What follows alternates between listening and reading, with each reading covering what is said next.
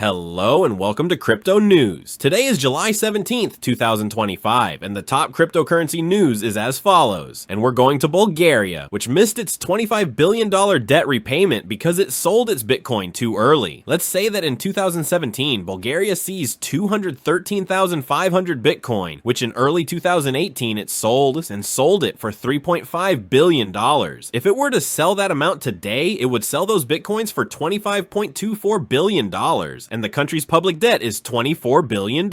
So as you can see, Bulgaria can't repay that debt because it sold its Bitcoin too early. Moving on from Bulgaria, we'll go to America and look at the three bills that are finally being reviewed. The House of Representatives has cleared the way for the review of three cryptocurrency bills which were re-elected under Republican leadership after a failed vote. This review concerns a package of bills to regulate stablecoins, the Genius Bill, in other words, the creation of a cryptocurrency market, and to limit the development of a central bank digital currency, the CBDC. Moving on from America, which seems to be moving forward with its bills, we'll also go to France, and French lawmakers who say they can generate up to $150 million from Bitcoin mining. Specifically, in a bill submitted to the French National Assembly, lawmakers outlined a 5-year policy program that would allow electricity producers to redirect their excess energy to mine Bitcoin. This energy, they say, is usually fed into the grid unused. They could then use it to mine Bitcoin, and they estimate they could make $100 million to $150 million a year from the country's excess energy if it were used to mine Bitcoin. Moving on from France, we'll move on to El Salvador, which has finally reached an agreement with Pakistan on diplomatic relations regarding digital assets. We already knew from Crypto News that El Salvador is advising Pakistan on its path towards cryptocurrencies, but from what it seems, the two countries now have stronger relations. It's time to go to an exchange for today, and we're going to BigONE, which as we learned was hacked for $27 million as criminals hacked a hot wallet. Hot wallets are wallets that are constantly connected to the internet, like MetaMask or Phantom, which also have very low levels of security, so be careful. Let's say now that the exchange has committed to covering all losses from the breach. From our exchange, we're going to go to a company today, and we're going to GameStop, which the CEO of the company seems to be exploring cryptocurrency payments as an adaptation of its payment system. He's thinking, in addition to Bitcoin, of adding other cryptocurrency services to GameStop. Let's say that this company has also bought $450 million worth of Bitcoin and is now thinking about upgrading its services. Moving on to our cryptocurrencies, we'll now go to the World Liberty Finance token, which now, with the voting completed yesterday, users voted by a 99.99% margin that they will now be able to buy World Liberty Finance cryptocurrencies anywhere on an exchange. Let's just say that no details were revealed about where users will be able to buy the World Liberty Finance token. All we know is that, based on the vote, it will now be easily accessible as a standard cryptocurrency on the cryptocurrency market. From World Liberty Finance, we'll also go to Ripple, which I have more news about Ripple. This time, Ripple is signing the first contract in the United Arab Emirates for digital property titles. Specifically, Ripple has partnered with Cottrell Alt, and this partnership will bring Ripple's institutional grade issuance technology to the tokenization initiative that the United Arab Emirates wants to implement. Now let's say that the property titles are essentially going to be stored securely on the XRP ledger. So Ripple is getting into tokenization with these moves, as you can see, and XRP is back up to $3.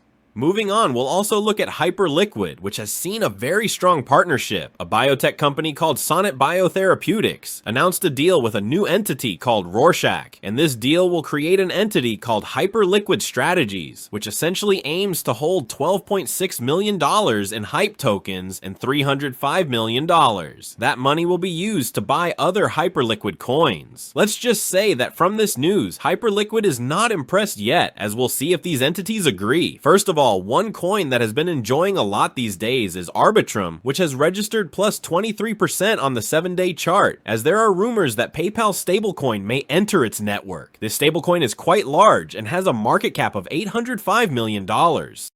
Let's just say that the rumors are particularly strong, as if we go to PayPal's official website, which lists its stablecoin, we'll see that it lists Ethereum, Solana, and Arbitrum as the networks that support PayPal's stablecoin. All that's left is some kind of official announcement, and while we're on the subject of PayPal, let's go to PayPal blockchain's head, Jose Fernandez da Ponte, who we know has already left PayPal. While he was at PayPal at the time, he oversaw the launch of PayPal's digital currency and stablecoin. Now, this guy has taken over as as President and Chief Development Officer of the Stellar Development Foundation. So the Stellar division that creates Stellar now has this guy at its helm. We know that Stellar is one of XRP's main competitors, and since XRP has launched its own stablecoin and this guy specializes in stablecoins, maybe Stellar will introduce us to its own stablecoin soon. And to close out our day, we'll talk about PAMFAN, which essentially bought back $18 million of its own coin, causing its price to increase by 15%. Let's say at this point that PAMFAN's coin is literally a meme coin, as it's not used at all. It has no governance rights over PAMFAN, who owns this coin. All of this, of course, for now. Maybe in the future it will add some additional utility, but for now, it's literally a meme coin. Moving on, let's go to our favorite cryptocurrency market, where Bitcoin is currently trading at $117,000 to $118,000. Let's assume that a positive piece of news is that Trump is not going to fire Powell, after a reporter asked him if he would fire the Fed chairman, and Trump said he doesn't intend to. That wraps up the top news for crypto today is July 17th, 2025. I'd like to remind you that the content you just watched is created for educational purposes only and should not be considered as investment advice, but rather as investment opinion. Please subscribe to the channel, leave a like, and feel free to comment. Take care, everyone, and have a good day.